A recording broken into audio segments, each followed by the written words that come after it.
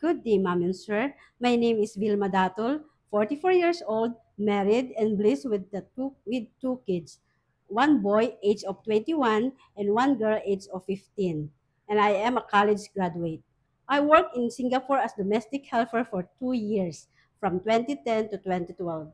I worked in Malaysia for 2 years as a domestic helper for 2 years, from 2012 to 2014. Third, I worked in Jordan as domestic helper for 2 years, from 2015 to 2017. Lastly, I worked in Hong Kong for 8 months, from 2023 to 2024. I served one elderly bedridden woman, a 90 years old. My main duties was taking care of an elderly bedridden woman, and I give her food on time, I give her medicine on time, and I accompany her to go to the hospital. To my future employer, thank you in advance. I promise that I will do my best to work with you, and I promise to finish my 2 years contract with you.